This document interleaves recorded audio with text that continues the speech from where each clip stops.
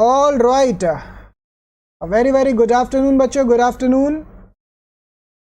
आइए आज का अपना ये सेशन की शुरुआत करते हैं। तो बच्चों आज मैं यहाँ पे आया हूँ आप सबको पढ़ाने के लिए कॉस्ट एंड मैनेजमेंट अकाउंटिंग।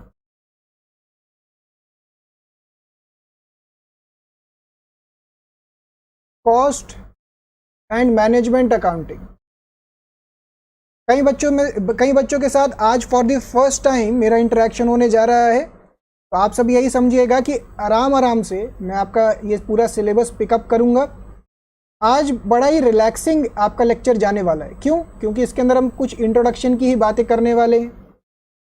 इसके अंदर हम बातें करेंगे कि भैया किस तरीके से आपका सिलेबस है, आपको क्या क्या सर्विसेज मिलने वाली है मेरी तरफ से, क्या सपोर्ट सिस्टम मिलेगा, ये सारी चीज़ें मैं आज आपसे बातें करूंगा और पूरी डिटेल में लेके जाएंगे इसको, ठीक है ना। तो आज का लेक्चर तो आपके लिए बहुत बढ़िया है।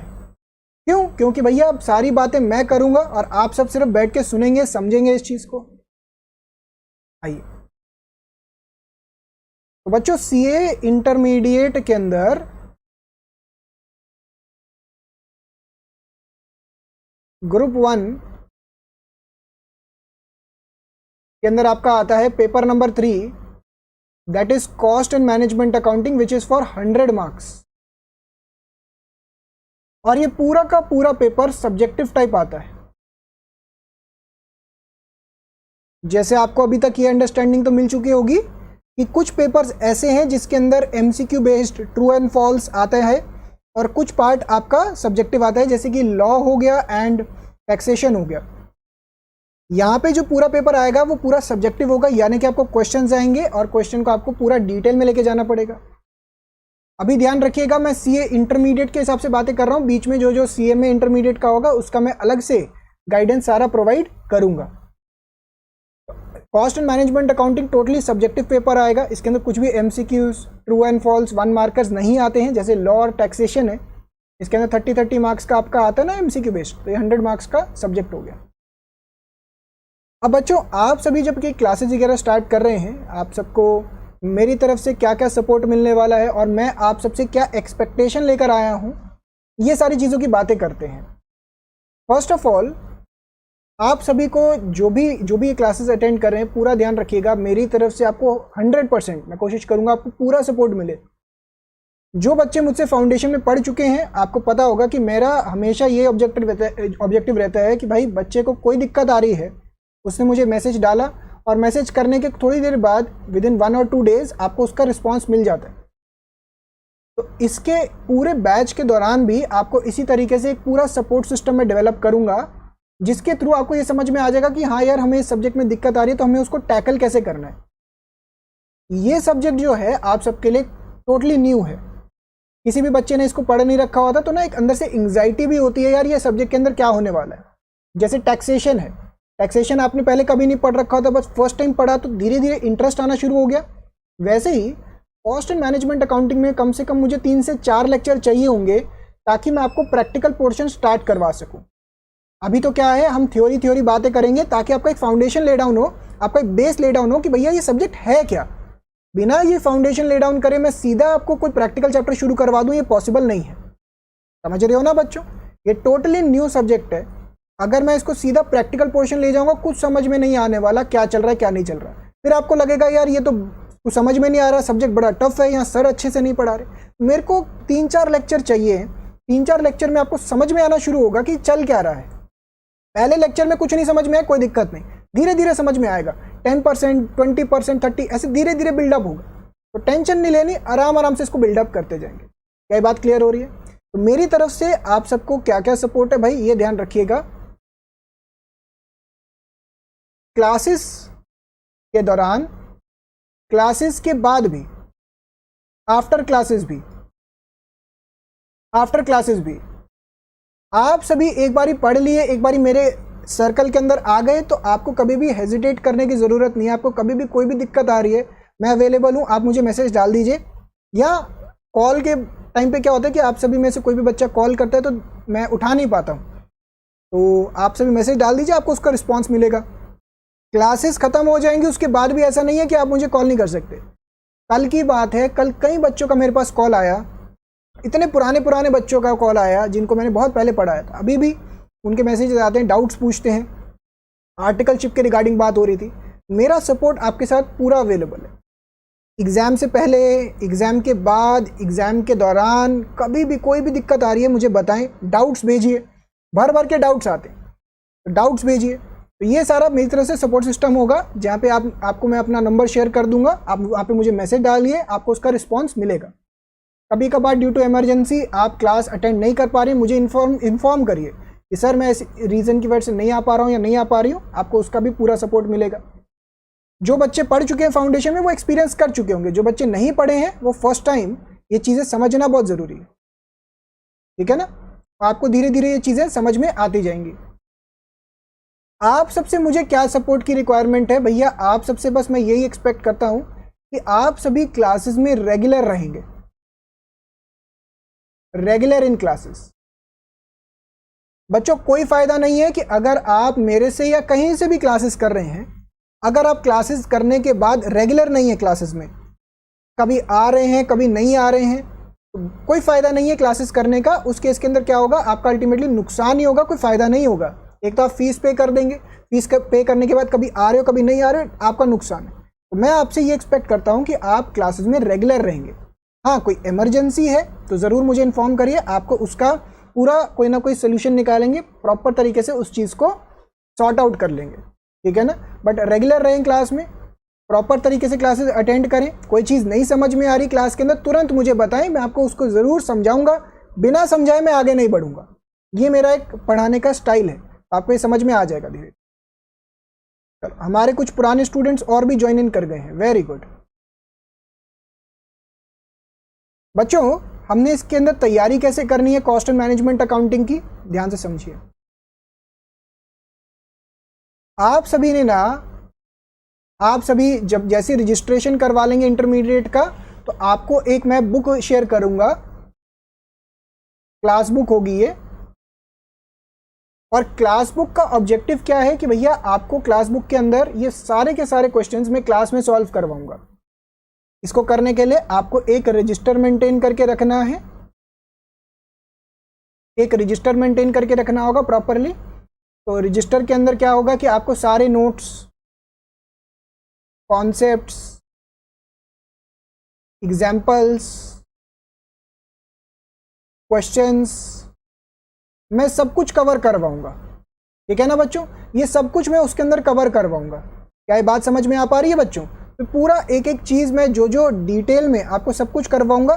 तो एक रजिस्टर आपने मेंटेन करके रखना है, ठीक है। अगर आप में से कोई बच्चा आज रजिस्टर लेकर नहीं आया है, प्लीज़ फटाफट से एक रजिस्टर ले आइए, क्योंकि जो भी मैं नोट्स लिखवाऊंगा वो रजिस्टर में मेंटेन होंगे। फाउंडेशन के अंदर कई सब्जेक्ट्स ऐसे थे जो थ्योरी थे तो कम लिख के भी काम चल जाता था, बट यहाँ पे नहीं। यहाँ पे आपने अपनी जो क्लास बुक मैं आपको दूंगा, इसके साथ एक रजिस्टर मेंटेन करके रखना है, उसके अंदर कंटिन्यूएशन में पूरा लिखते जाना है।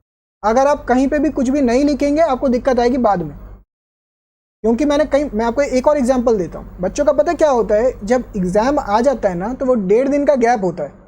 आज एग्ज़ाम देकर आए तो 1.5 दिन बाद आपका अगला एग्ज़ाम है। तो बच्चे क्या करते हैं, उस 1.5 दिन के अंदर बड़ा कंफ्यूज होते हैं, यार मैंने नोट्स कहाँ लिखे हुए हैं, कैसे लिखे हुए हैं, कोई चीज़ व्हाट्सएप पे है नहीं। आपने एक रजिस्टर मेंटेन करना है, इसी को प्रॉपरली करना है। ये जो मेरी क्लास बुक होगी ना बच्चों, क्लास बुक होगी, क्लास बुक और ये आपने कम से कम एग्जाम से पहले 3 बार रिवाइज लिख के ओरली रिवाइज करना है। जो मर्जी करिए, कम से कम 3 बार होना चाहिए।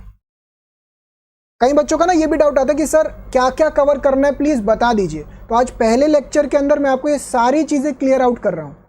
एक बच्चे को जिसको कुछ नहीं पता सब्जेक्ट के बारे में, मैं एकदम स्क्रैच से पिकअप कर रहा हूँ कि आपको क्या एक्सपेक्टेशन रखनी है पेपर के अंदर, कैसा पेपर का पैटर्न होता है, सब्जेक्ट में क्या क्या टॉपिक्स हैं, सारी चीज़ें मैं आज पिकअप कर रहा हूँ। तो प्लीज़ ध्यान से पूछते जाइएगा।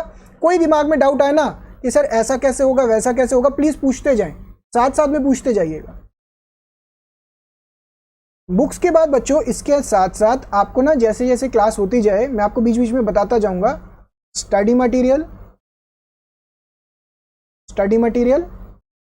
जो इंस्टीट्यूट इशू करता है, plus past year question papers plus RTP plus mock test papers. अगर किसी को नहीं पता तो पास्ट ईयर पेपर्स, इसे पीवाईक्यू को पास्ट ईयर पेपर बोलते हैं। आरटीपी का मतलब रिविजनरी टेस्ट पेपर,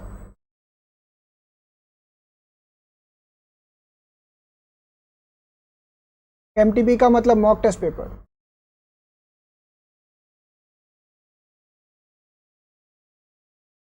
ठीक है ना, इस सबको लिखते जाएंगे बच्चों साथ साथ में। अपने रजिस्टर के अंदर आप सभी हेडिंग डालेंगे। क्या हेडिंग डालेंगे? Cost and management accounting. Cost and management accounting 100 marks का सब्जेक्ट है आपका, और उसके बाद ये सब कुछ लिखना शुरू कर देंगे साथ साथ। ठीक है ना, पूरी एक एक चीज़ लिखनी है। ये सारी चीज़ें आप एग्जाम तक कवर करके जाएंगे ना बच्चों। क्लास का तो जो पार्ट है वो तो मैं करवा ही रहा हूँ। Study material, past year question paper, RTP, mock test paper, इन सबको अगर आप कवर करके जाएंगे, मैं गारंटी देता हूँ, गारंटी, कि कम से कम 2 बार ही कर जाइए ये पूरी लाइन। आपको एग्जाम के अंदर एग्जामिशन लाने से कोई नहीं रोक सकता, इस पेपर में खास तौर से। बहुत स्कोरिंग सब्जेक्ट है, मैं आपको बता रहा हूँ। धीरे धीरे आपको पिकअप होना शुरू होगा। ये पहले 3-4 लेक्चर में उम्मीद मत रखिएगा ज़्यादा कि भैया सर तो कह रहे थे बड़ा आसान है, स्कोरिंग सब्जेक्ट है, कुछ समझ में नहीं आ रहा। पर 2-3 लेक्चर में उम्मीद मत रखिएगा। धीरे धीरे धीरे धीरे धीरे धीरे आपको समझ में आना शुरू हो जाएगा कि कॉस्ट एंड मैनेजमेंट अकाउंटिंग है क्या। जैसे याद करिए, वो जब आप नन्हे नन्हे बच्चे थे, 11th स्टैंडर्ड में थे, तो क्या आपको पहले लेक्चर में ही समझ में आ गया था कि अकाउंट्स क्या है? कुछ भी समझ में नहीं आया होगा। धीरे धीरे धीरे धीरे धीरे धीरे आज के टाइम पे आप देखिए किस लेवल तक पहुंच गए कि इंटरमीडिएट में अकाउंट्स पढ़ने लायक हो गए। वैसे ही कॉस्ट एंड मैनेजमेंट अकाउंटिंग में भी होने वाला है। तो लिख लिया आप सब ने? ये फटाफट से बताइए, यस और नो। लिख लिया आप सब ने? ये कम से कम 2 बार जल्दी से बोलो बच्चों। यस। अगला हेडिंग डालिए सिलेबस। सिलेबस लिखना शुरू करिए मेरे साथ साथ, आपका क्या क्या सिलेबस में है। सबसे पहला आएगा इंट्रोडक्शन, दूसरा चैप्टर आएगा मटेरियल कॉस्ट, लेबर कॉस्ट,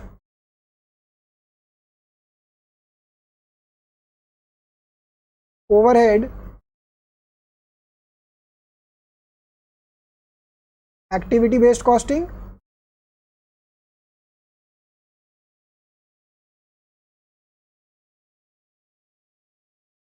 छठा लेक्चर हो जाएगा आपका कॉस्ट शीट,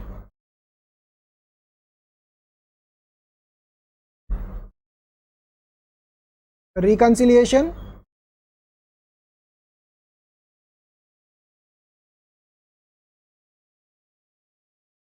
लिखना शुरू, लिखते जाइए बच्चों साथ साथ में।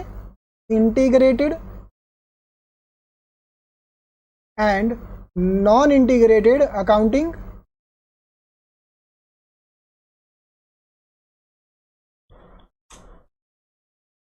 Integrated and non integrated accounting,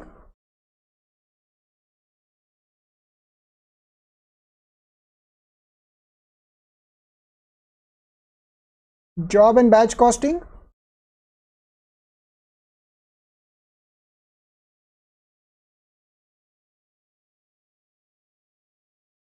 process costing,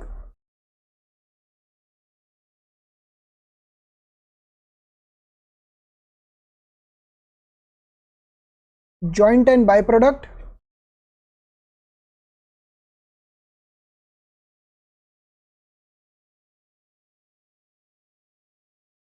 अगला आता है इसके बाद service sector costing,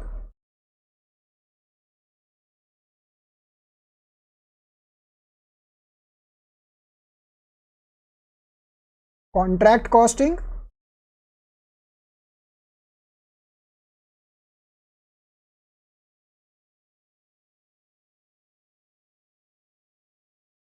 marginal costing,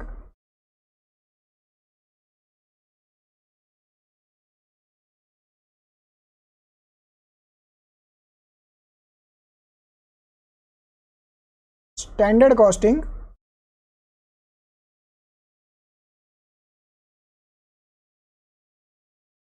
budget and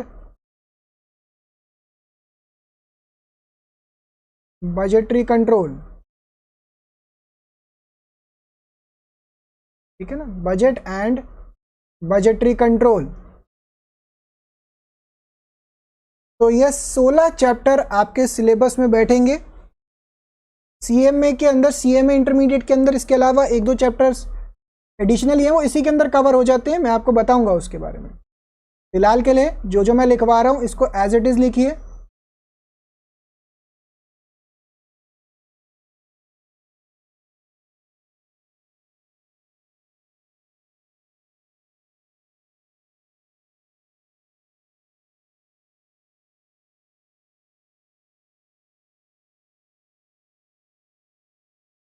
अच्छा, तनिष्का मैडम भी आ गई हैं। आइए तनिष्का मैडम, आज आप सबका मैं प्रॉपर तरीके से एक सिस्टम बनाता हूं कि क्लासेस किस तरीके से होने वाली, ताकि नेक्स्ट टाइम मुझे हर एक को बच्चे को ऐसे रिमाइंडर ना डालना पड़े। अभी बनाएंगे, आज सिस्टम सारा बनाएंगे।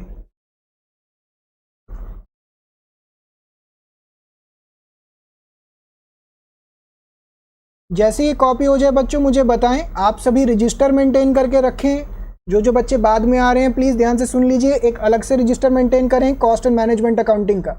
ऑल इन वन रजिस्टर नहीं चलने वाला।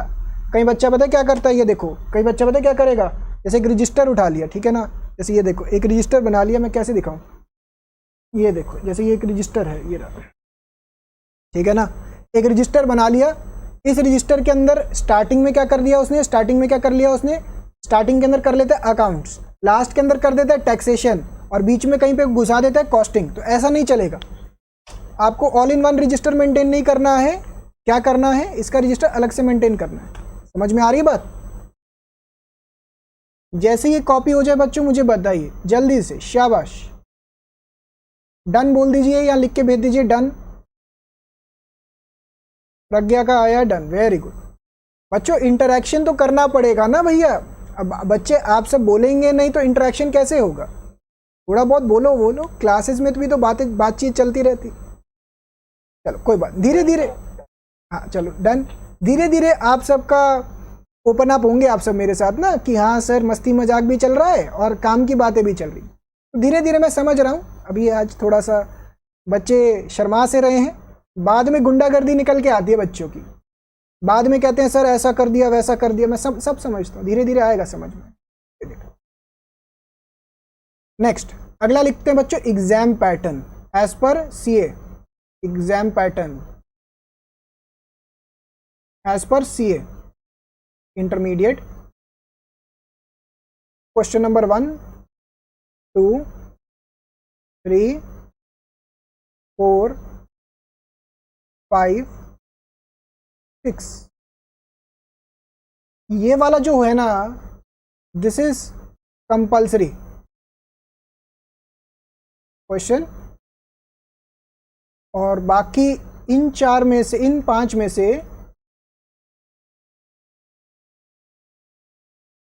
यानी 4 क्वेश्चंस हमें करने होते हैं।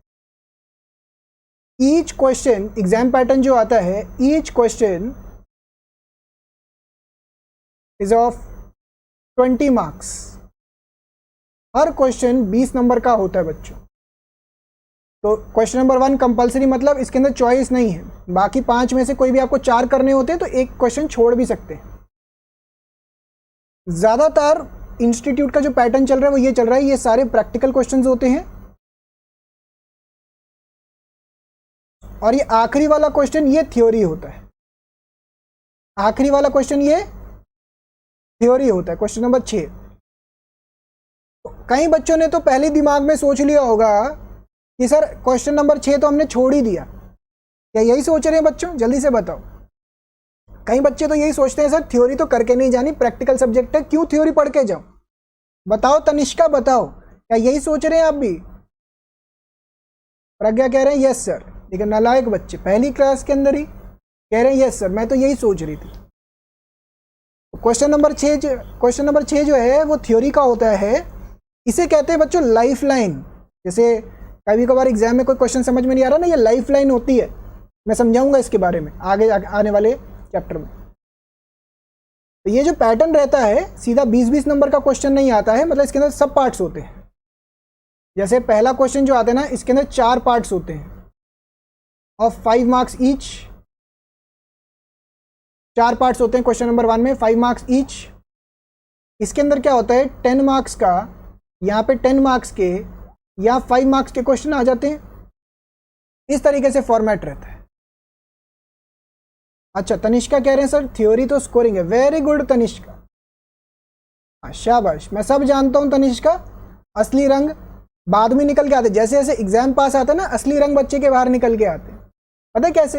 अभी तो बच्चे को लग रहा होता है पहले लेक्चर में बच्चा आता है, जैसे आप सबका आज पहला लेक्चर है, तो आप सबके अंदर एकदम जोश होगा, ऐसा कर देंगे वैसा कर देंगे, रैंक लेकर आएंगे, ये कर देंगे, बोथ ग्रुप देंगे। जैसे जैसे एग्जाम पास आते जाते हैं ना, बच्चा का थिंकिंग ही बदल जाता है। बच्चा स्टार्टिंग में क्या कहता है, कॉस्ट के अंदर मैं सब कुछ करके जाऊंगा, 3 बार रिवीजन, स्टडी मटेरियल, आर्ट, जो जो सर ने बोला सब। एंड में आते आते बच्चा क्या कहता है, सर इंपॉर्टेंट बता दो, बस सिर्फ इंपॉर्टेंट कर जाए, पास हो जाए सर, बस पास होने की देरी है और कुछ नहीं चाहिए। उसके बारे में भी मैं काफ़ी, मेरे को पता है, एक्सपीरियंस के साथ साथ ये चीज़ें भी समझ में आ जाती। जैसे जैसे आपका एग्जाम पास आएगा, तनिष्का को तो मैं खैर फाउंडेशन से जानता हूँ, तो धीरे धीरे सब समझ में आ जाएगा। ये यहाँ पे भी ये आपका एग्जाम पैटर्न रहता है बच्चों। इसको भी कॉपी कर लीजिए प्लीज, को भी कॉपी कर लीजिए, और जैसे ही कॉपी हो जाए मुझे बताएं, जैसे ही कॉपी हो जाए मुझे बताएं।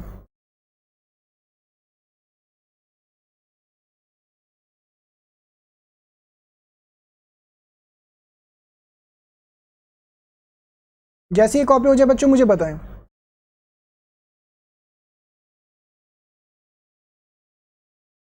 डन, चलिए आइए आगे बढ़ते हैं। आप में से किसी बच्चे के दिमाग में कोई भी क्वेश्चंस आ रहे हो प्लीज पूछ लीजिए, अदरवाइज मैं स्टार्ट करने लगा हूं। आप में से किसी बच्चे के दिमाग में कोई भी क्वेश्चंस आ रहे हो प्लीज पूछ लीजिए, अदरवाइज मैं स्टार्ट करने लगा हूं। चलिए फिर शुरुआत की जाए, आरंभ किया जाए, इस खेल को शुरू किया जाए। आइए, सब्जेक्ट का नाम क्या है, कॉस्ट एंड मैनेजमेंट अकाउंटिंग। आराम आराम से, आज बच्चों ज़्यादा दिमाग पे बोझ लगाने की ज़रूरत नहीं है। आज हम मस्ती मजाक करने वाले, आज हम मूड में हूँ, मैं किस मूड में हूँ आपको ये समझाने के लिए कि भैया ये सब्जेक्ट है क्या। बस ये समझ में आ गया ना एक बार आपको कि भैया ये सब्जेक्ट है क्या, आधे से ज़्यादा काम तो आपका वहीं पे कम हो जाएगा। बच्चों को यही नहीं समझ में आता कि भाई वो पढ़ क्यों रहे हैं ये सब्जेक्ट। आपके भी दिमाग में हो सकता है ये आ रहा हो कि सर हम ये सब्जेक्ट पढ़ क्यों रहे हैं, वो तो समझाइए। तो यही समझाने के लिए आज ये लेक्चर रखा गया, 2-3 लेक्चर इसी में निकलेंगे। तो बच्चों अगर आप इस स्टेटमेंट को देखो ध्यान से, इसके अंदर लिखा हुआ है सबसे पहला मिलता जुलता अकाउंटिंग, ये टर्मिनोलॉजी है, इसका मतलब अकाउंटिंग। आप में से सभी बच्चों ने, मेजॉरिटी बच्चों ने फाउंडेशन या फिर इंटरमीडिएट में या फिर 11th-12th में कहीं ना कहीं पे तो अकाउंटिंग पढ़ा होगा ना, कहीं ना कहीं तो अकाउंटिंग पढ़ा होगा। तो मुझे राहुल बताइए, राहुल अकाउंटिंग के बारे में आप क्या जानते हैं? गलत बोल दो कोई दिक्कत नहीं है, मैं मारूंगा नहीं, गलत बोल दो कोई दिक्कत नहीं। Accounting, what is meant by accounting?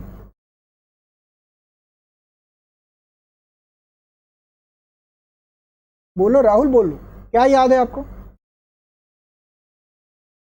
विभू, विभू आप बता दो, किसी बच्चे को भी याद हो अकाउंटिंग क्या होता है प्लीज बता दीजिए, अपने शब्दों को थोड़ा सा बोलो।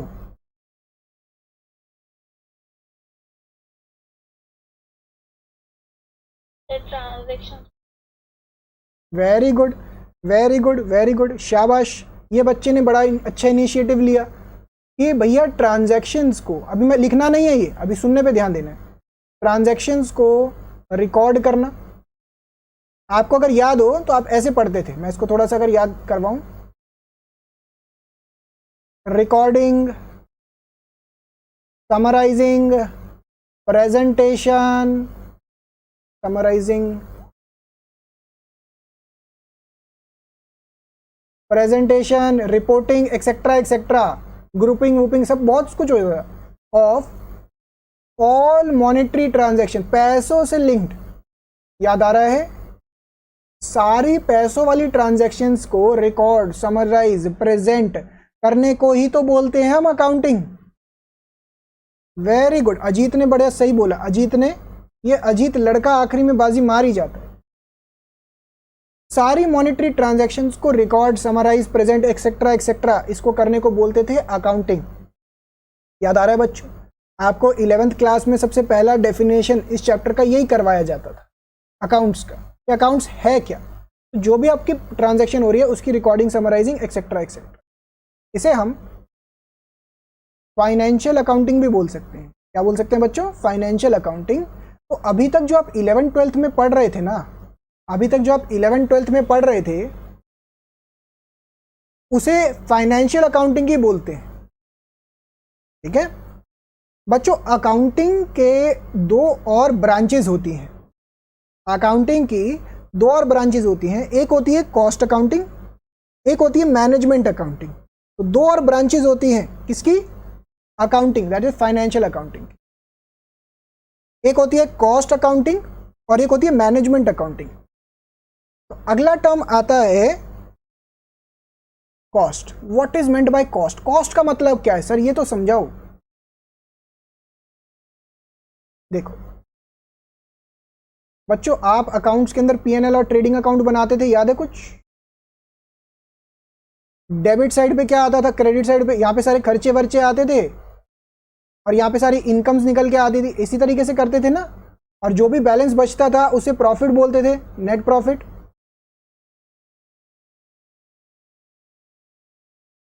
याद आ रहा है बच्चों? इसी तरीके से करते थे ना।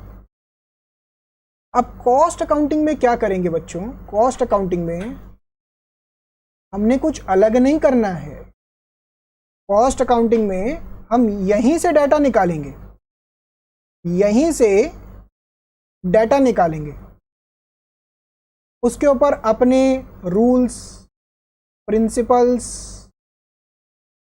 स्टैंडर्ड्स ये अप्लाई करेंगे। किसके ऊपर बच्चों? हम यहीं से डाटा बोरो करेंगे।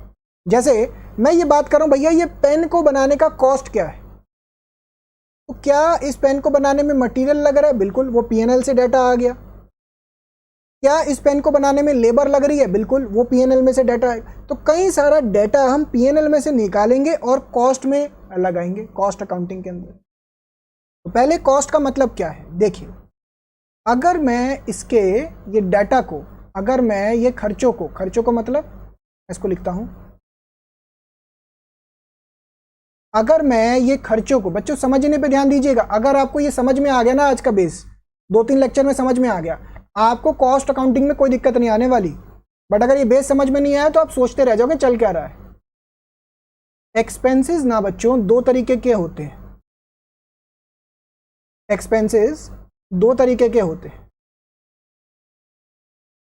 एक होते हैं ऑपरेटिंग नेचर के, ध्यान से समझिए, एक होते हैं ऑपरेटिंग नेचर के और एक होते हैं फाइनेंशियल नेचर के। ऑपरेटिंग नेचर के और एक होते हैं फाइनेंशियल नेचर के। बच्चों ऑपरेटिंग का मतलब क्या होता है, जल्दी से सोच के बताइए। ऑपरेटिंग का मतलब क्या होता है कि आप जो अपने बिजनेस को डे टू डे रन कर रहे हो उसके खर्चे, जैसे मटेरियल, लेबर और रेंट, बिजली का खर्चा, ये सब। क्या ये बात समझ में आ रही है? जो भी आपके खर्चे होते हैं बच्चों दो तरीके के होते हैं। पहला क्या नेचर हो गया? ऑपरेटिंग। किसी को डाउट यहां तक? किसी को भी डाउट हो प्लीज पूछते जाएं साथ साथ। दूसरा होता है फाइनेंशियल नेचर के खर्चे। फाइनेंशियल नेचर का मतलब क्या होता है बच्चों? फाइनेंशियल नेचर का मतलब क्या होता है कि आप कैपिटल कहां से लेकर आ रहे हो उसकी वजह से खर्चा। फाइनेंशियल का मतलब क्या होता है कि आप कैपिटल कहां से लेकर आ रहे हो, इक्विटी, प्रेफरेंस, डेट, यही तीनों होते हैं ना जहां से पैसा बोरो करते हो आप लॉन्ग टर्म का। हाँ जी राहुल बोलिए, कोई डाउट आ रहा है? राहुल, राहुल जल्दी से बोलिए, म्यूट कर लीजिए राहुल फिर अगर डाउट नहीं है तो।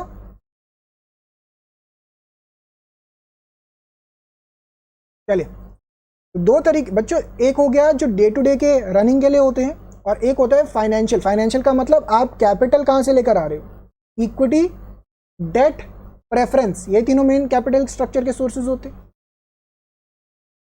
एग्जाम्पल के तौर पे इंटरेस्ट, डेट के ऊपर हम इंटरेस्ट पे करते हैं, या डिविडेंड,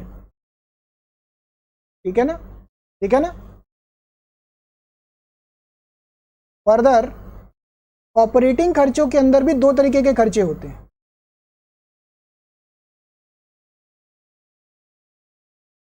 एक होता है कॉस्ट और एक होता है अदर देन कॉस्ट। क्या ये बाइफर्केशन समझ में आ रहा है? तो ये कॉस्ट का पार्ट नहीं होता, ये भी कॉस्ट का पार्ट नहीं होता, कॉस्ट सिर्फ और सिर्फ यही होता है। अब बाइफर्केशन समझ रहे हो बच्चों?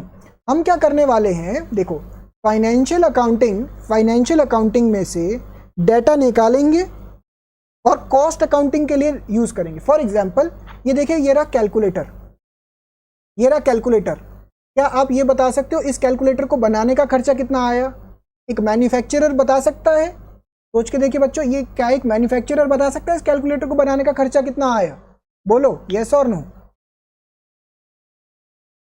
बोलो बच्चों बोलो। क्या एक मैन्युफैक्चरर बता सकता है कि इस कैलकुलेटर को बनाने का खर्चा कितना आया?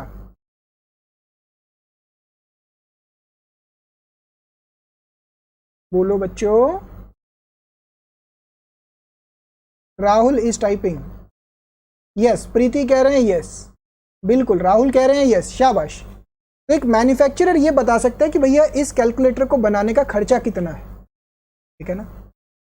उसी पॉइंट ऑफ व्यू से भैया फाइनेंशियल अकाउंटिंग में से हम कॉस्ट का डाटा निकाल रहे हैं। अब ये कॉस्ट है क्या, ध्यान से देखिएगा, ये कॉस्ट का मतलब है क्या? कॉस्ट का मतलब है amount incurred for production and distribution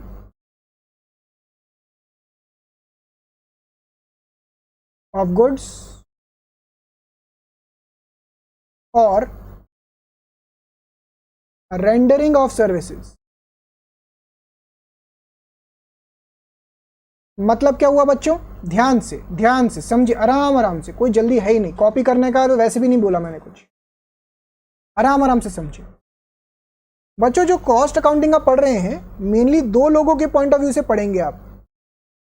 पहला, एक मैन्युफैक्चरर जो ये पेन बना रहा है, ये टी शर्ट बना रहा है, ये माइक बना रहा है, ये कैमरा बना रहा है, ये लैपटॉप बना रहा है, एक मैन्युफैक्चरर के पॉइंट ऑफ व्यू से पढ़ेंगे।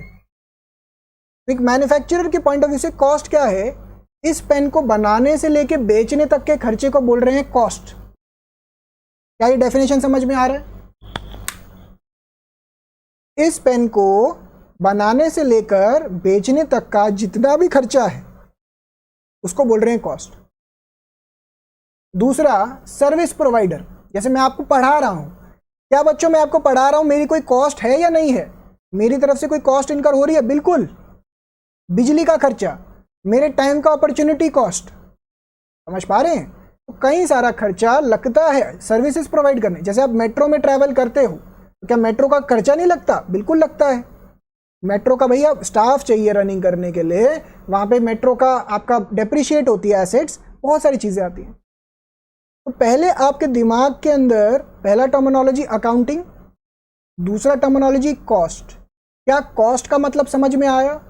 कॉस्ट का मतलब ये है बच्चों एक्सपेंस का वो हिस्सा जो प्रोडक्शन एंड डिस्ट्रीब्यूशन से लिंक रखता है और रेंडरिंग ऑफ सर्विसेज। क्या बच्चों यहां तक सबको समझ में आया? जल्दी से बोलो यस और नो, टाइप करके भेजो जल्दी से यस और नो, जल्दी से मुझे टाइप करके भेजो यस और नो। रिकॉर्डिंग ऑफ कर दीजिए प्लीज, ये बच्चा जो है रिकॉर्डिंग ऑफ कर दीजिए, ऑलरेडी मेरे पास अवेलेबल है, प्लीज इसको ऑफ कर दीजिए।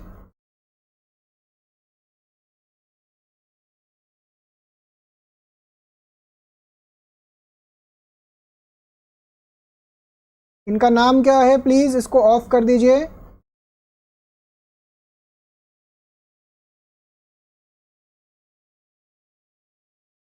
आपका नाम क्या है? लास्ट टाइम कह रहा हूं, प्लीज इसको ऑफ कर दीजिए।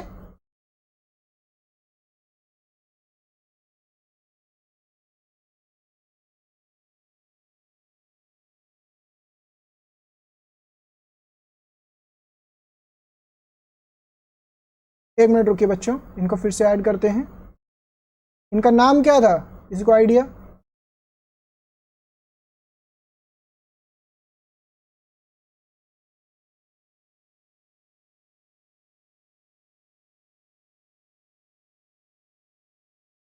दो मिनट रुकिएगा बच्चों। अच्छा, ये विभू हैं, तो ये कौन है भाई?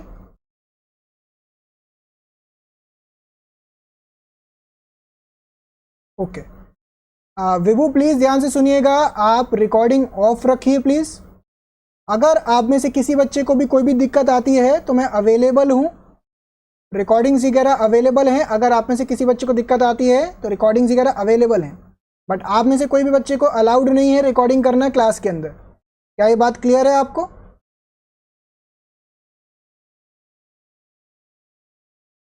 चलिए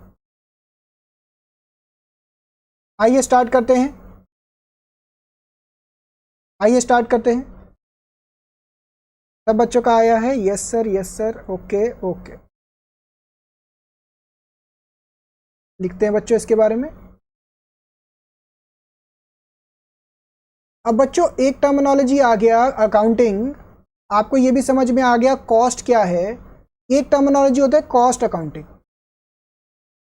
बच्चों तुक्का मारिए, तुक्का मारिए और मुझे बताइए कॉस्ट अकाउंटिंग का मतलब क्या होगा। What is the meaning of cost accounting?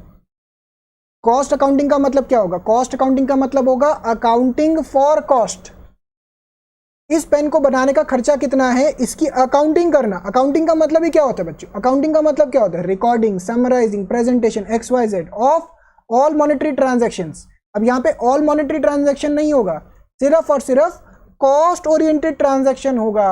Oh my God, यानी कि आप पढ़ने क्या जा रहे हैं? आप कॉस्ट अकाउंटिंग में पढ़ने क्या जा रहे हैं बच्चों? आइए मैं समझाता हूं, आप कॉस्ट अकाउंटिंग में पढ़ने क्या जा रहे हैं। अगर आपका ये है cost accounting, sorry financial accounting, अगर ये गोला आपका फाइनेंशियल अकाउंटिंग है तो इसके अंदर एक स्पेशलाइज्ड एरिया है, इसके अंदर एक स्पेशलाइज्ड एरिया है, स्पेशलाइज्ड एरिया, स्पेशलाइज्ड, जिसे हम बोलेंगे कॉस्ट अकाउंटिंग। क्या ये बात समझ में आ रही है बच्चों? तो फाइनेंशियल अकाउंटिंग के एक स्पेशलाइज्ड एरिया को बोलते हैं कॉस्ट अकाउंटिंग। क्या ये इस बात समझ में आ रही है बच्चों? सिर्फ सुनने पे ध्यान दें, जब मैं लिखने का टाइम आएगा मैं लिखने का पूरे एक एक चीज लिखवाऊंगा। तो कॉस्ट अकाउंटिंग का मतलब क्या है? कॉस्ट अकाउंटिंग का मतलब क्या है? It is a specialised area of financial accounting. Financial accounting में से ही कुछ डाटा निकालेंगे आप और उसी को अपने प्रिंसिपल लगा के हम समझेंगे, ठीक है ना। इसके बारे में लिखिए कॉस्ट अकाउंटिंग। अपने रजिस्टर में आपने अकाउंटिंग का डेफिनेशन लिखिए बच्चों, अकाउंटिंग का डेफिनेशन लिखिए। Point number 1, point number 2, cost accounting.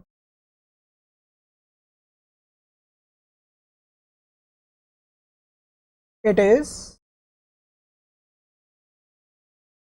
The accounting, bracket में रिकॉर्डिंग, एक्स्ट्रा भी आएगा, recording,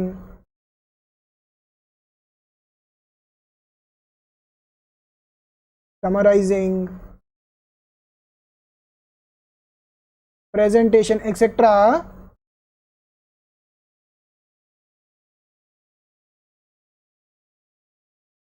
it is the accounting of cost related transactions only.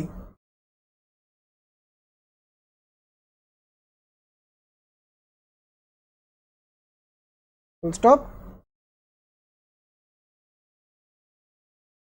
क्या फर्दर लिखिए, cost accounting is the specialized area of financial accounting. लिखिए पूरा पूरा।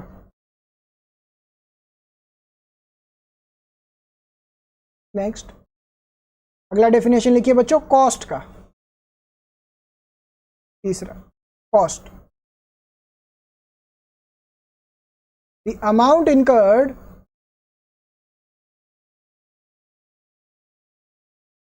For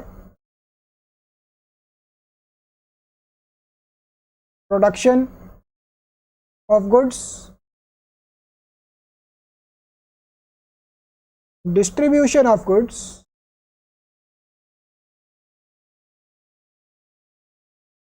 और providing services.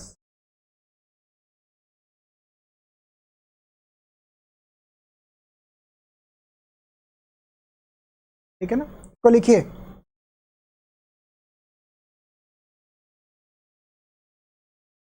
जैसे ही बच्चों ये लिख ले मुझे बताइए, जैसे ही बच्चों ये लिख ले मुझे बताइए।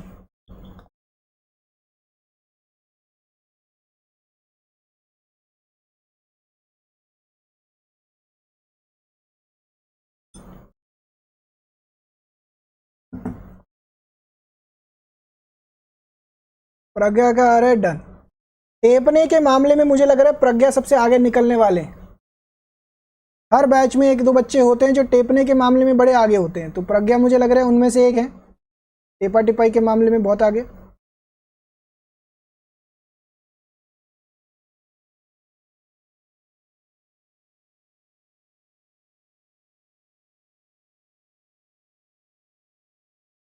राहुल का भी आ गया डन। आइए बढ़ते हैं आगे फिर। अगला टर्मिनोलॉजी लिखिए बच्चों, नेक्स्ट टर्मिनोलॉजी, अगला टर्मिनोलॉजी है, अगला टर्मिनोलॉजी लिखिए कॉस्टिंग। अगला टर्मिनोलॉजी लिखिए कॉस्टिंग, कॉस्टिंग। 2 मिनट रुक जाइए और प्लीज सुनने पे ध्यान दीजिएगा। बच्चों मैं कहता हूं ये जो पेन है, इस पेन का कॉस्ट, इस पेन का कॉस्ट कितने रुपए का है? 10 रुपए का। क्या बच्चों ये पेन का जो कॉस्ट है 10 रुपए का, जिसका कॉस्ट है, क्या इसको निकालने के लिए कोई मैंने टेक्निक यूज किया होगा, या जो मेरा मन किया मैंने कर दिया? ध्यान से सोच के बताइएगा। इस पेन को, इस पेन का मैंने बोला कॉस्ट 10 रुपए का है। कॉस्ट का मतलब क्या हुआ? एक मैन्युफैक्चरर जो ये पेन बना रहा है उसकी जेब से कितना पैसा लग रहा है, that is known as cost. एक मैन्युफैक्चरर की जेब पे इस पेन को बनाने का खर्चा कितना बैठ रहा है? दोबारा से बच्चों बार बार सुनिए डेफिनेशन। इस पेन को बनाने का कितना कॉस्ट बैठ रहा है? 10 रुपए। ये पेन 10 रुपए में मैन्युफैक्चरर तैयार कर लेता है। क्या मैंने कोई टेक्निक लगाई होगी इस पेन को बना निकालने के लिए इसकी कॉस्ट, या ऐसे ही निकाल दिया? एक होता है कि 10 रुपए का कॉस्ट है, एक होता है कि कॉस्ट निकाला कैसे, वो टेक्निक क्या थी, क्या चीज। जैसे देखो ना, आप कैलकुलेटर पे हिसाब लगा रहे हो कि मैंने ये चीज प्लस करी, ये चीज माइनस करी, ये डिवाइडेड बाय ये किया और आंसर निकल के आ गया। तो जिस टेक्निक से आप कॉस्ट निकालते हैं उसे ही बोलते हैं कॉस्टिंग। आपके सिलेबस में भर भर के टेक्निक्स हैं, भर भर के। ये देखिए ना, ये देखिए जॉब एंड बैच कॉस्टिंग। ये कॉस्टिंग का मतलब ही क्या हुआ? Technique. Process costing, service sector costing, marginal costing, standard costing, अलग अलग कॉस्ट ही तो है, ये टेक्निक्स ही तो है। तो आपको बहुत सारी टेक्निक सीखने को मिलेंगी जिससे कॉस्ट निकाली जाती है। तो कॉस्टिंग का मतलब क्या हुआ? लिखिए, it is the technique of calculating cost. It is the technique of calculating a cost. ठीक है ना बच्चों? ये लिखने के बाद इसके नीचे आप ये वाला डायग्राम ड्रॉ कर लीजिए बच्चों।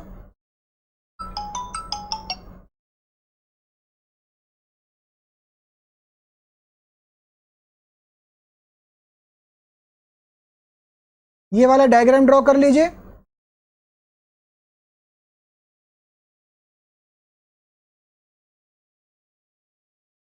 जैसे ये डायग्राम ड्रॉ हो जाए मुझे बताइए।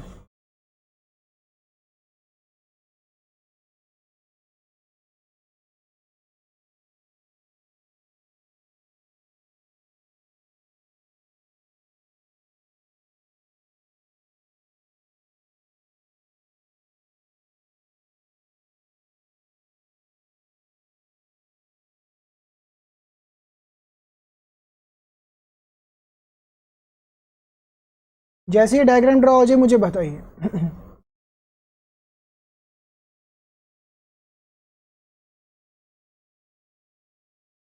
कोई भी डाउट हो बच्चों प्लीज पूछते जाएं। ये बेस बनाना बहुत क्रूशियल है, क्योंकि अगर ये बेस नहीं बना तो बहुत दिक्कत आने वाली है आगे फिर।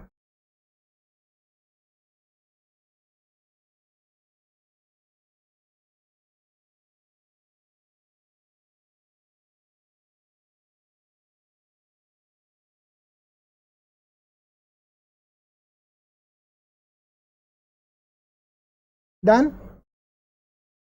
चलिए। तो अभी तक हमारे दिमाग में क्या क्या फिट हो चुका है? पहला हमारे दिमाग में फिट हो चुका है accounting, that is financial accounting, cost का डेफिनेशन, कॉस्टिंग, कॉस्ट अकाउंटिंग, चार चीज़ें फिट हो चुकी है दिमाग के अंदर। अगला डेफिनेशन आता है बच्चों, what is meant by management accounting. What is meant by management accounting? This is also form of accounting. लिखिए मेरे साथ साथ, फिर मैं आपको समझाता हूँ।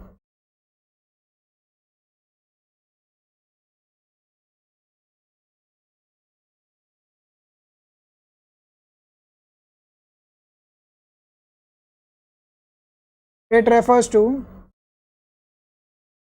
the decision making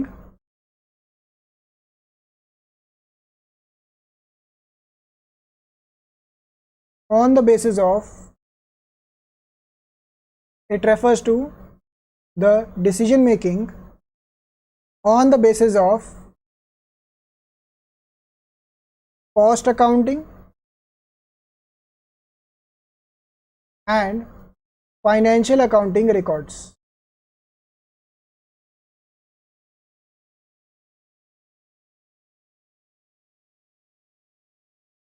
ठीक है ना, लिखिए इसको। It refers to the decision making on the basis of cost accounting and financial accounting records. ठीक है ना बच्चों? और जैसे ही ये लिख ले मुझे बताइए।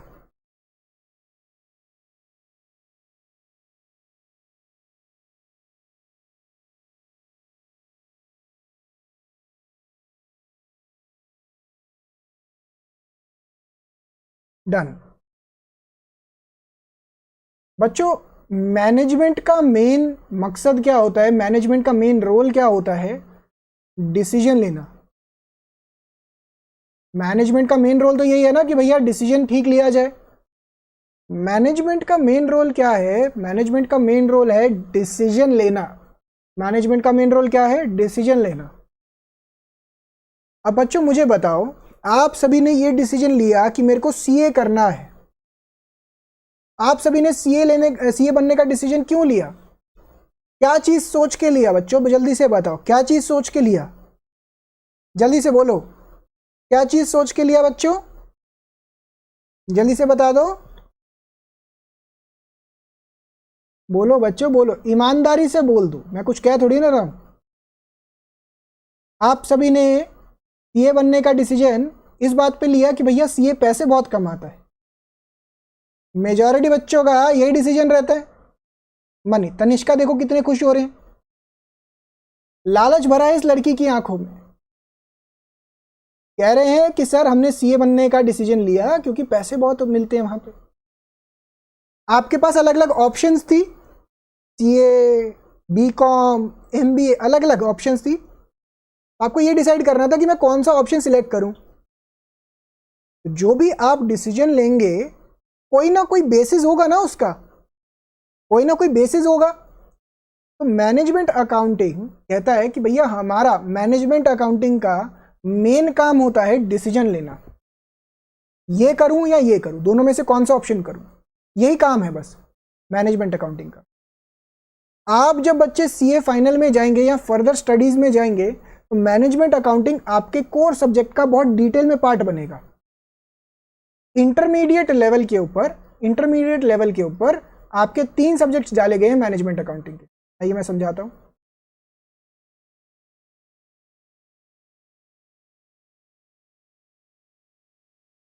इंटरमीडिएट के अंदर 3 सब्जेक्ट्स डाले गए। ये 3 जो चैप्टर्स हैं, दीज आर मैनेजमेंट अकाउंटिंग। ये मैनेजमेंट अकाउंटिंग का पार्ट है। आप में से हो सकता है कुछ बच्चे ऐसे हों, आप में से हो सकता है कुछ बच्चे ऐसे हों जो सीए जो बीकॉम थर्ड ईयर में हो, या थर्ड ईयर में जाके कॉस्ट अकाउंटिंग, सेकंड या थर्ड ईयर में कॉस्ट अकाउंटिंग वगैरह आ जाता है। वहाँ पे एक सब्जेक्ट आता है मैनेजमेंट अकाउंटिंग भी, तो उसके अंदर यही टॉपिक्स आएंगे, marginal, standard, budget and budgetary control, तो यही चीज़ें दोबारा से रिपीट होके भी आएंगी, तो रेडी रहिएगा उस चीज़। मैनेजमेंट अकाउंटिंग का ये पार्ट बनते हैं। समझ में आ रही है बच्चों ये बात? तो ये तीनों चैप्टर्स मैनेजमेंट अकाउंटिंग के, ये फाइनल में जाके बहुत डिटेल में आता है। यहां तक तो आपका इंट्रोडक्शन एक समझ में आता है बच्चों, क्या क्या पढ़ने जा रहे हैं आप सब। आइए इस चीज को मैं आपकी बुक में से मार्क करवाता हूं।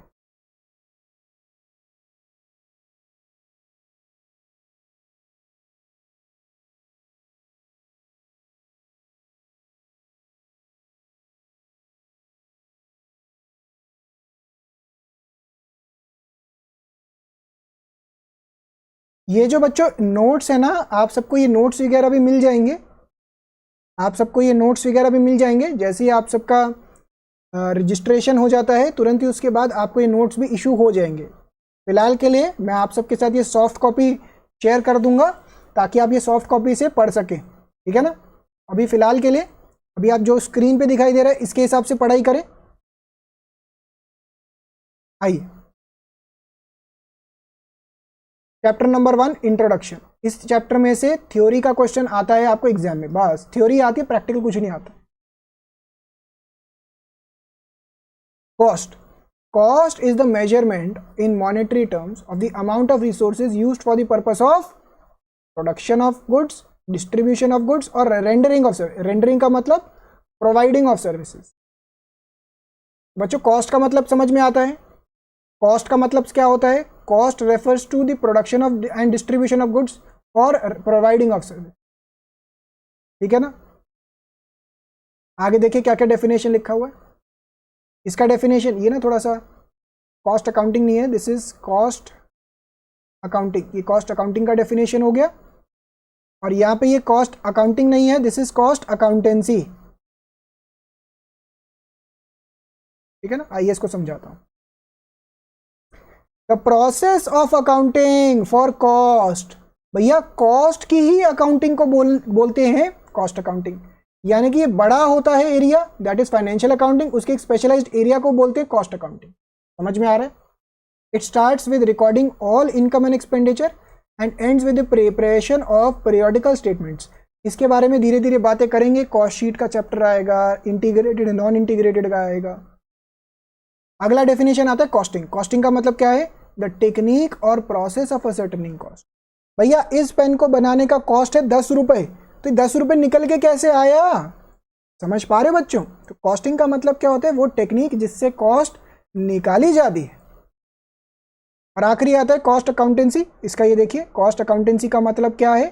कॉस्टिंग प्लस कॉस्ट अकाउंटिंग दोनों, ठीक है ना बच्चों। तो कॉस्टिंग प्लस कॉस्ट अकाउंटिंग दोनों, सिंपल। आइए objectives of cost accounting, important है ये वाला टॉपिक, तो इज इंपॉर्टेंट। आइए मैं इसको समझाता हूं।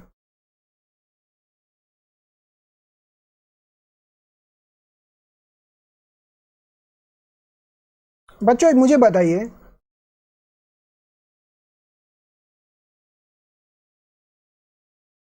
ये एक फैक्ट्री है, एक मैन्युफैक्चरर है,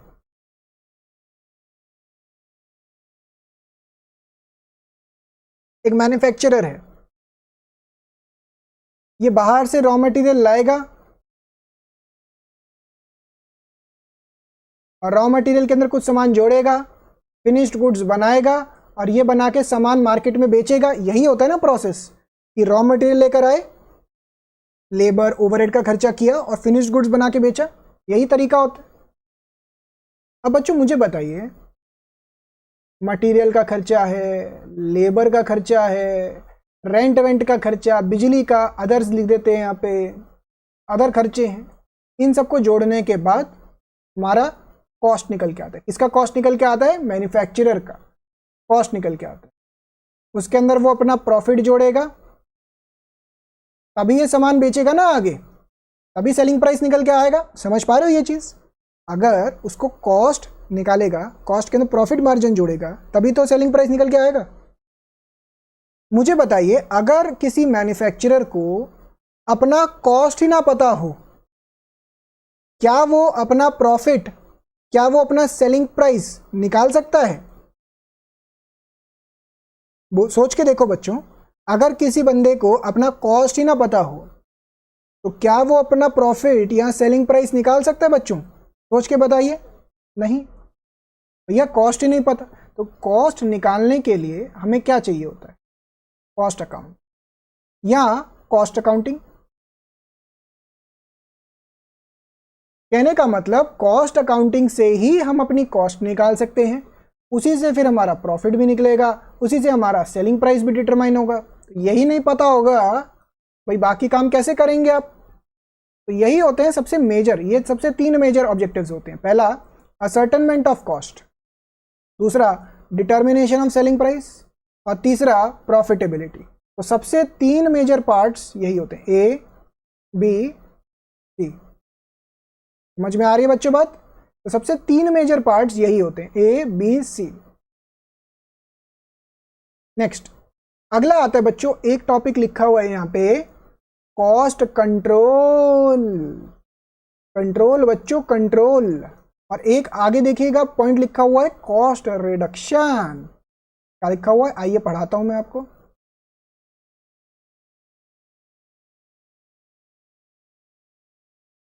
ये देखिए, कॉस्ट रिडक्शन, इन दोनों में फर्क क्या होता है? आइए मैं आपको समझाता हूं।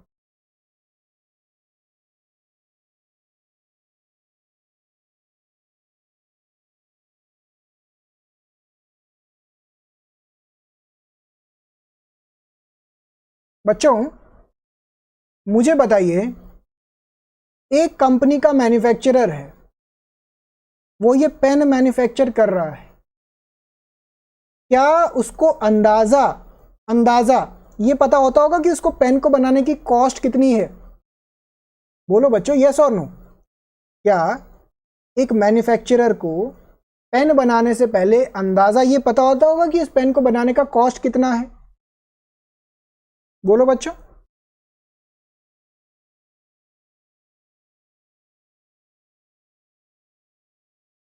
अंदाजा राहुल का आया है नो। प्रज्ञा कह रहे हैं सर अंदाजा पता होता होगा। बिल्कुल राहुल गलत, अंदाजा पता होता है। आप जैसे चिप्स का पैकेट खरीदने जाते हो राहुल, तो क्या कंपनी को ये नहीं पता होता होगा कि उसकी कितना कॉस्ट लगने वाला है? आइडिया तो होता है ना पहले से, हल्का फुल्का। मैं ये नहीं कह रहा कि एग्जैक्टली वही, बट आइडिया होता है। राहुल समझ पा रहे हैं आप? बोलो यस और नो। यस। तो एक आइडिया होता है कि भैया ये इस चीज़ का कॉस्ट कितना। तो देखिए, उसको एक आइडिया होता है कि मान लो मटेरियल का खर्चा आएगा 5 रुपए का, इसका खर्चा आएगा 4 रुपए का, इसका खर्चा आएगा मान लेते 3 रुपए का, तो कितना हो गया ये टोटल? 12 रुपए।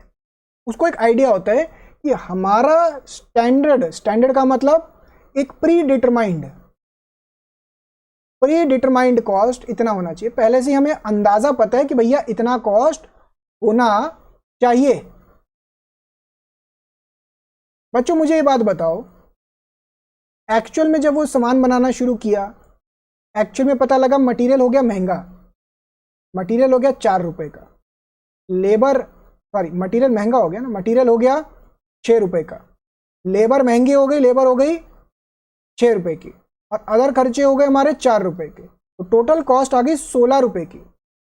पहले तो बच्चों ये बात बताओ, ये पेन बनाने के लिए 12 रुपए लगना चाहिए था, 12 रुपए लगना चाहिए था, एक्चुअल में लग गया 16 रुपए। क्या ये अच्छी बात है या बुरी बात है? क्या ये अच्छी बात है या बुरी बात है? बुरी बात है, ये तो बड़ी बुरी बात है भाई। 4 रुपए से कॉस्ट बढ़ जाना ये बड़ी खराब बात है। कंपनी को देखना चाहिए, क्या देखना चाहिए कि भैया मटेरियल का खर्चा सोचा था 5 रुपए, हो गया 6 रुपए, तो ये बढ़ा क्यों? इसके पीछे का रीजन क्या है? वो रीजन को ठीक करो और इस 6 रुपए को इस पे लेके जाओ 5 रुपए।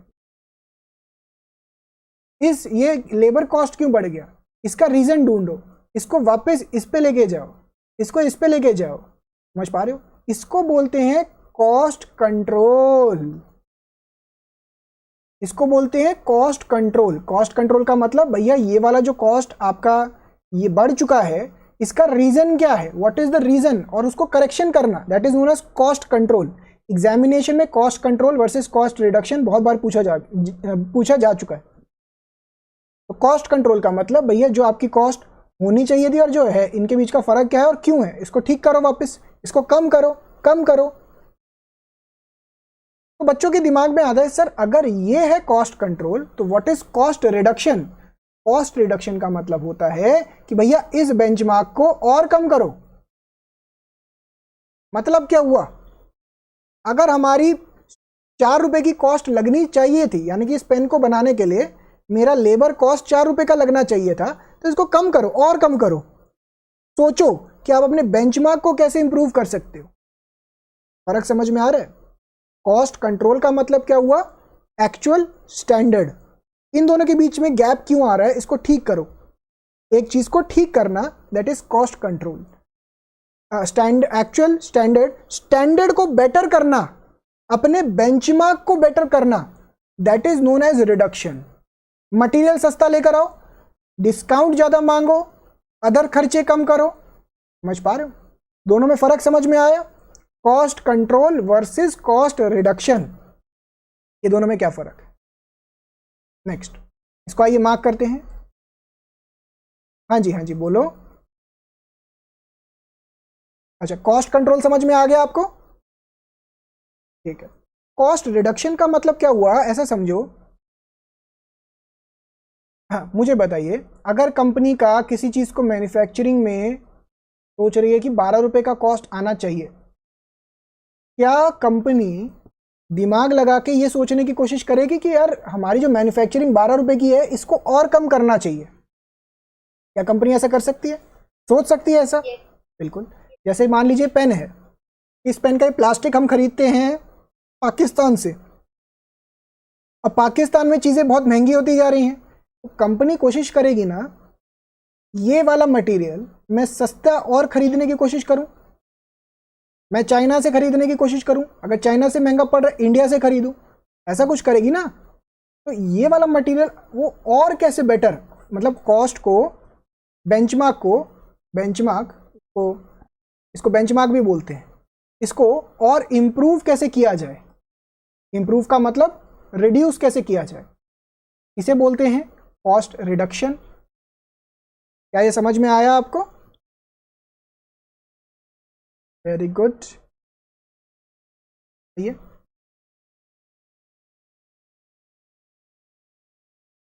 cost control, maintaining discipline in expenditure is one of the main objectives of good cost accounting.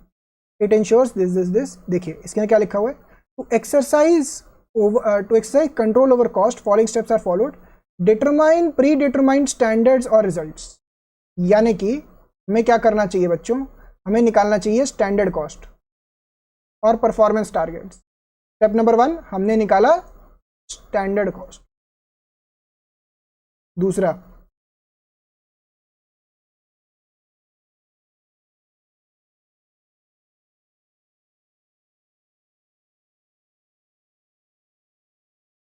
उसका कंपैरिजन करो एक्चुअल परफॉर्मेंस के साथ, उसका कंपैरिजन करो एक्चुअल परफॉर्मेंस के साथ, दैट इज एक्चुअल कॉस्ट।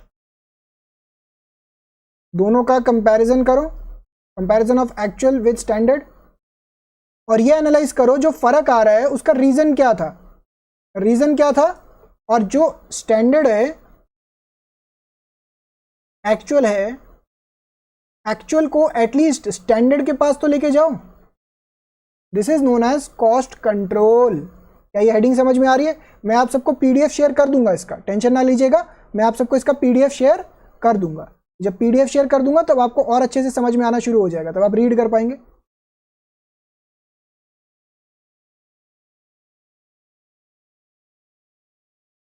ठीक है ना?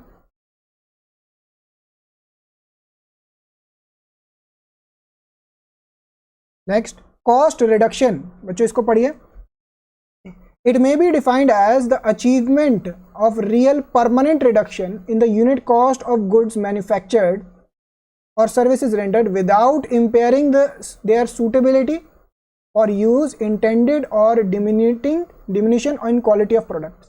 एग्जाम्पल के तौर पे बच्चों, एप्पल का फ़ोन है ना, मुझे फटाफट से बताओ एप्पल का फ़ोन, मुझे फटाफट से सोच के बताओ एप्पल का फ़ोन क्या अमेरिका की कंपनी है? ये तो पता है ना सबको, एप्पल अमेरिका की कंपनी है।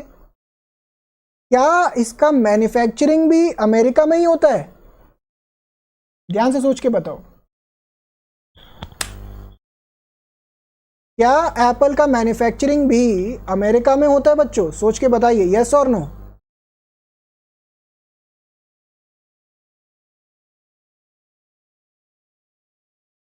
Very good. कहां पे असेंबल करती है?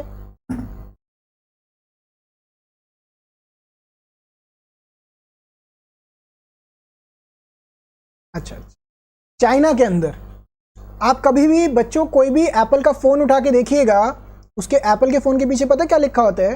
Research and development done in California USA, assembling done in China. तो मुझे बताओ, अगर वो अमेरिका में प्रोडक्ट बनाता, अमेरिका में फ़ोन बनाता, उसका कॉस्ट आ जाता इतना, बेंचमार्क इतना। अब उसने क्या किया, उसको रिड्यूस करने की कोशिश करी। कैसे रिड्यूस किया? उसने बोला यार चाइना में असेंबलिंग करो, चाइना में सस्ता पड़ता है। तो अलग अलग जगहों से वो प्रोडक्ट बनवाता है, साउथ कोरिया से, कुछ जापान से बनवाता है, कुछ ताइवान से बनवाता है, कुछ चाइना से बनवाता है, और एक जगह पे मंगवा के उसकी असेंबलिंग करवाता है। तो जितना उसका अमेरिका में कॉस्ट होना चाहिए था, उसका बहुत कम होता है कॉस्ट। इतना कम पूछिए मत, आपको लगेगा यार ये इतने में फ़ोन मिल जाए तो मज़ा ही आ जाए, इतना सस्ता हो जाता है वो। नो सर, ये नो सर। राहुल क्या हो गया? नो सर, आपको समझ में आ रहा है राहुल या नहीं? ये आप रीड कर लेंगे। Next, assisting management in decision making. भैया डिसीजन मेकिंग में भी हेल्प करता है, ये तो हम ऑलरेडी पढ़ चुके हैं। मैनेजमेंट अकाउंटिंग का मतलब ही क्या होता है? Decision making. मैनेजमेंट अकाउंटिंग का मतलब ही क्या होता है बच्चों? Decision making. और डिसीजन मेकिंग करने के लिए आपको क्या चाहिए होता है? कॉस्ट अकाउंट्स या कॉस्ट रिकॉर्ड्स। अगर आपके पास कॉस्ट अकाउंट्स नहीं होंगे, आप डिसीजन नहीं ले पाएंगे, सिंपल सी बात है। ये सारा आपका ऑब्जेक्टिव हो गया। फटाफट से बताइए, क्या आपको ये समझ में आया अभी तक? अगर समझ में आया तो टाइप करके भेजिए क्लियर, जल्दी से।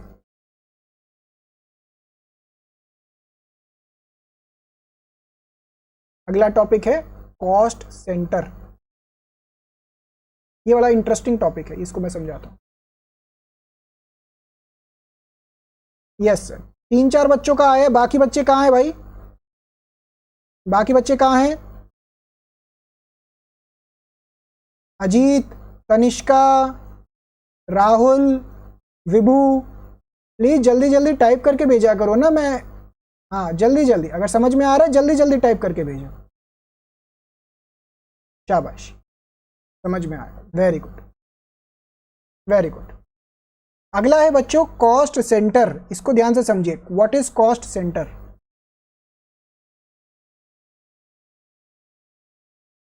अच्छा बच्चों, मुझे एक बात बताओ, अगर मैं पार्टी दूंगा, क्या आप सब आएंगे मेरी पार्टी के अंदर? अरे बच्चे खुश हो गए, कह रहे हैं हम तो आएंगे, दूर दूर से आएंगे, चाहे हमें जितना भी दूर पड़े हम सभी आएंगे। बिल्कुल, मैंने दिया एक पार्टी, मैंने दे दी एक पार्टी। अब पार्टी में सब बच्चे आ गए, बच्चे ही बच्चे भर गए, कह रहे ओ हो सर ने पार्टी दी है, हम तो ज़रूर आएंगे, खा के पी के जाएंगे, मज़ा आएगा। ये दोनों जो है ना, ये दोनों बहनें हैं, पता है कौन कौन है? राधिका और प्रज्ञा, है ना, ये दोनों इकट्ठे आई हैं, बाकी बच्चे भी हैं पार्टी। अब मैंने स्नैक्स मंगवा रखे थे, मैंने वहाँ पे कोल्ड ड्रिंक मंगवा रखी थी, मैंने वहाँ पे और डेजर्ट्स भी मंगवा रखे थे। क्या हर चीज़ फ्री में आ जाएगी? नहीं, इसका कुछ खर्चा लगा, और ये रहा टोटल बिल। अब बच्चों हुआ क्या, मैं ये निकालने की कोशिश कर रहा हूं, ये बिल मैंने किस पे खर्चा, इन सभी बच्चों पे। ध्यान से समझिए एग्जांपल।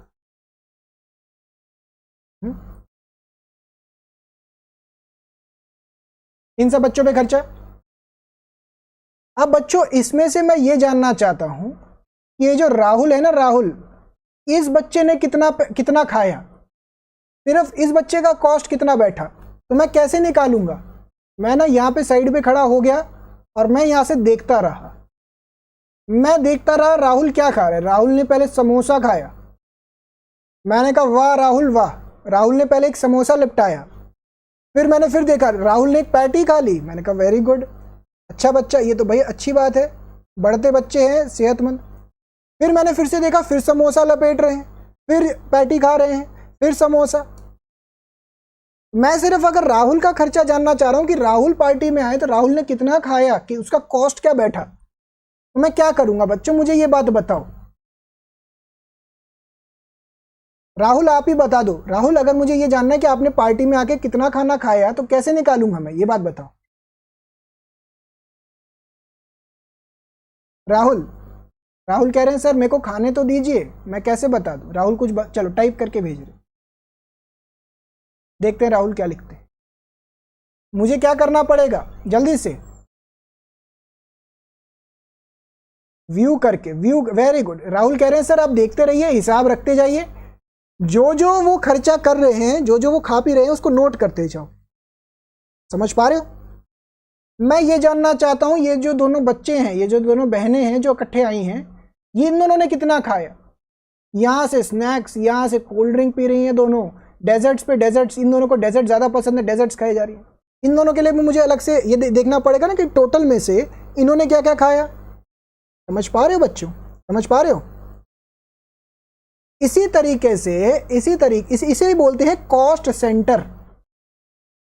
अगर मैं इन दोनों का खर्चा निकालना चाह रहा हूं, किनका, इन दोनों बच्चों का, तो मेरे एग्जाम्पल में मैंने क्या किया, ये टोटल बिल जो है इन दोनों पे कितना खर्चा हो रहा है, इन दोनों पे वो निकाला। ये हो गया एक यूनिट, इसे बोलेंगे कॉस्ट सेंटर। क्या ये समझ में आया। ये दोनों हो गए एक यूनिट, इसे मैं बोलूंगा कॉस्ट सेंटर। अच्छा राहुल के ऊपर सिर्फ निकालना है तो ये क्या बन गए थे राहुल, ये बन गए थे एक unit, that is cost centre. समझ में आ रहा है। अब कंपनीज के साथ भी ऐसा ही होता है बच्चों, कंपनी के साथ भी ऐसा ही होता है। देखो कंपनी एक चल रही है, एक फैक्ट्री चल रही है, फैक्ट्री में एक डिवीजन है, ये दो डिवीजन हो गए, ये अलग अलग डिपार्टमेंट्स हो गए। अब फैक्ट्री में कई तरीके का खर्चा हो रहा है, रॉ मटेरियल का, लेबर का, रेंट का, बिजली का, लाइन लगा के खर्चे ही खर्चे। ये पहला डिपार्टमेंट, ये दूसरा डिपार्टमेंट, ये तीसरा डिपार्टमेंट, ये चौथा डिपार्टमेंट। यहाँ पे अलग अलग मशीनें लगी हुई हैं, यहाँ पे अलग अलग मशीनें लगी हुई हैं, यहाँ पे एक मशीन लगी हुई है, यहाँ पे लोग काम कर रहे हैं। समझ पा रहे हो। इन सारे खर्चों में से मैं अगर ये जानना चाह रहा हूं कि इस डिपार्टमेंट पे खर्चा कितना हुआ, इन दोनों डिपार्टमेंट पे मिला के, मेरे साथ साथ बोलो बच्चों, मेरे साथ साथ बोलो, ये दोनों डिपार्टमेंट क्या बन जाएंगे, जल्दी से बोलो मेरे साथ साथ, क्या बन जाएंगे, एक यूनिट बन जाएंगे, that is cost centre. Cost centre का मतलब मैं ये जानना चाह रहा हूं कि इन दोनों डिपार्टमेंट पे कितना खर्चा हो रहा है, तो ये दोनों डिपार्टमेंट बन गए कॉस्ट सेंटर। मैं ये जानना चाह रहा हूं कि भैया इस डिपार्टमेंट पे कितना खर्चा हो रहा है, तो ये डिपार्टमेंट क्या बन जाएगा, एक unit, that is cost centre. तो मैं जितना भी खर्चा कर रहा हूँ ना इस डिपार्टमेंट के ऊपर, डिपार्टमेंट 3 के ऊपर, सारा खर्चा लाके इस डिपार्टमेंट पे डाल दूंगा। क्या ये बात समझ में आ रही है। ये बन गया कॉस्ट सेंटर। अगर मैं ये जानना चाह रहा हूं कि भैया इन मशीनों पे कितना खर्चा हो रहा है, ये किस पे बच्चों, ध्यान से, इस मशीनों पे, इन मशीनों पे कितना खर्चा हो रहा है, इन मशीनों पे कितना खर्चा हो रहा है, ये मशीन क्या बन जाएगी बच्चों, हमारा कॉस्ट सेंटर बन जाएगी। मैं ये जानना चाह रहा हूं इन दोनों पे कितना खर्चा हो रहा है, तो ये दोनों क्या बन जाएंगे, cost centre. Ultimately in nutshell मेरे पास कॉस्ट गिवन है, टोटल कॉस्ट, ये देखो बिजली, रेंट, इन सब का टोटल कॉस्ट गिवन है। मैं इसका बर्डन ये जानना चाह रहा हूं कि भैया ये इस चीज ने कितना बर्डन उठा रखा है। जैसे मैंने पार्टी का एग्जांपल दिया, मैंने पार्टी दी, सब बच्चे आए, मैं ये जानना चाह रहा हूं ये रहा टोटल बिल, इसमें से, इस बिल में से राहुल ने कितना खाया, इस कॉस्ट में से इस डिपार्टमेंट ने कितना खाया, इस कॉस्ट में से इस मशीन ने कितना खाया। जब मैं इसका बर्डन उठा के किसी एक पे भेज रहा हूं, this is known as, this जिस पे भेज रहे होते हैं उसको बोलते हैं कॉस्ट सेंटर। क्या ये डेफिनेशन समझ में आया बच्चों? ये बड़ा जरूरी डेफिनेशन है।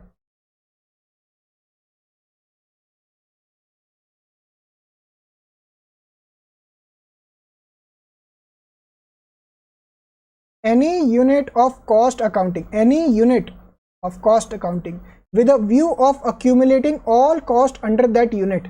यूनिट का मतलब क्या हो गया? जैसे मेरे एग्जांपल के अकॉर्डिंग प्रज्ञा और उनकी सिस्टर ये दोनों मिला के 1 यूनिट बन गए थे, क्योंकि हम ये जानना चाह रहे थे इन दोनों पे खर्चा कितना हो रहा है। दूसरा मैंने कहा कि एक डिपार्टमेंट का खर्चा कितना है, तो वो एक यूनिट बन गया था। 2 डिपार्टमेंट मिला के कितना खर्चा है, वो राहुल, वो बन गए थे यूनिट। मशीनें, कुछ भी हो सकता है, किसी भी चीज का आप कॉस्ट निकालना चाह रहे, that is known as cost centre. उसके ऊपर जितना भी खर्चा हो रहा है उसको एक जगह लिखते जाओ, अक्यूमुलेट करते जाओ, ठीक है ना। इसको अलग अलग तरीकों से डिवाइड कर सकते हैं बच्चों। जैसे cost centre may be of 2 types, personal, impersonal. Personal का मतलब क्या हुआ?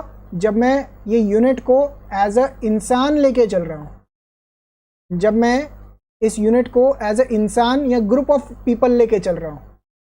और अगर मैं कोई नॉन लिविंग थिंग को लेके चल रहा हूं, that is not personal cost centre, impersonal cost centre.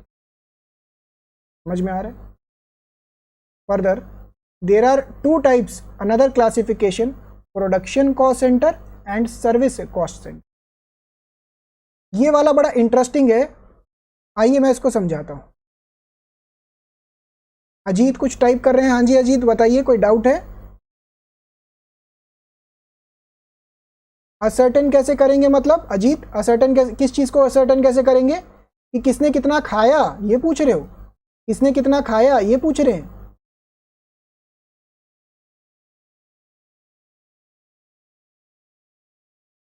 Yes sir, हाँ यस सर। देखिए ना, मुझे बताइए मेरे को कैसे पता लगेगा कि पार्टी में प्रज्ञा और राधिका ने कितना खाया? मैंने कैसे निकाला होगा? अब मैंने ये थोड़ी ना एक आलू की गिनती करी होगी कि ये आलू इसने खाया या ये केचप की इसने खाई। मैंने कैसे निकाला होगा अजीत? एकदम वर्ड टू वर्ड, एकदम एग्जैक्टली निकाला होगा या अंदाजा निकाल लिया होगा? म्यूट कर लीजिए प्लीज, म्यूट कर लीजिए, म्यूट कर लीजिए। अजीत मुझे बताइए, जब मैं ये असर्टन कर रहा हूं कि इस पार्टी के अंदर प्रज्ञा ने और राधिका ने कितना खाया, तो मैंने क्या एग्जैक्टली निकाल लिया या अंदाजा निकाला होगा? मैंने देखा यार चलो एक पैटी खा ली, चाहे आधी पैटी छोड़ दी हो, एक पैटी इन्होंने खा ली, एक बर्गर खा लिया, एक पिज्जा खा गए, ठीक है ना। तो उससे आइडिया लग जाता है इन दोनों ने। जैसे आप मान लो अजीत आप पार्टी दे रहे होते, आप कैसे सर्टन करते कौन कितना खा रहा है? अंदाजा निकाल के सर्टन करते ना, समझ रहे हो? तो वही हम कॉस्टिंग में भी करेंगे। समझ में आया अजीत?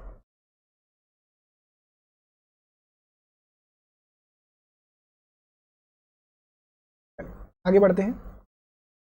अब बच्चों 2 तरीके के कॉस्ट सेंटर भी होते हैं। एक होता है प्रोडक्शन कॉस्ट सेंटर और एक होता है सर्विस कॉस्ट सेंटर।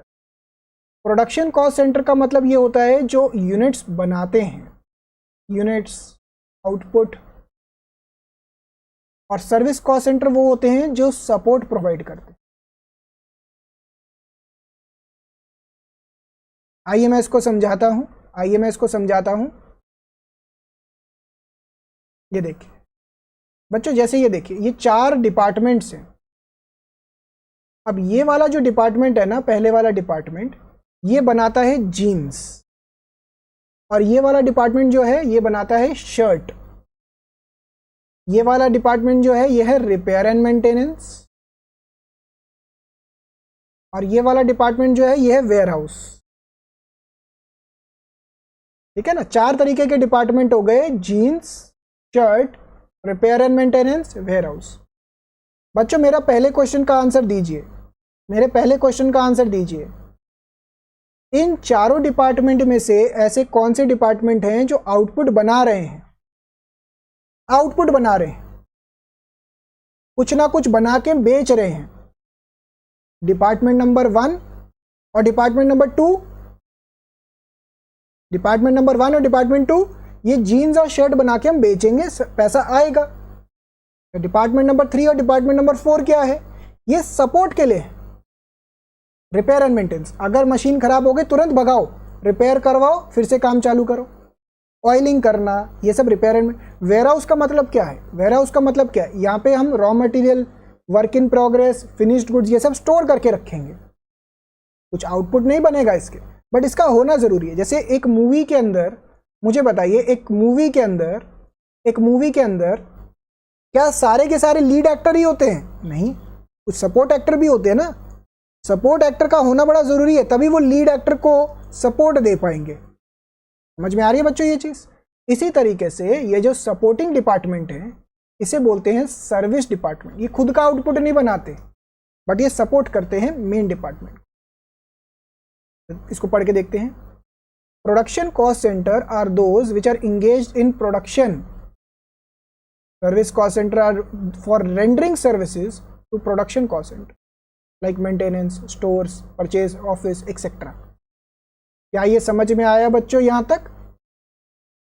फटाफट से मुझे बताइए टाइप करके कि क्या आज का सेशन क्लियर है। अगर क्लियर है तो टाइप करके भेजें क्लियर।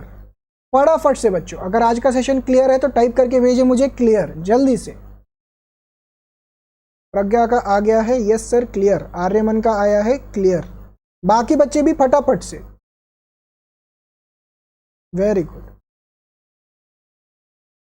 प्रीति कहाँ गायब हो गई? अरे प्रीति, वेरी गुड वेरी गुड।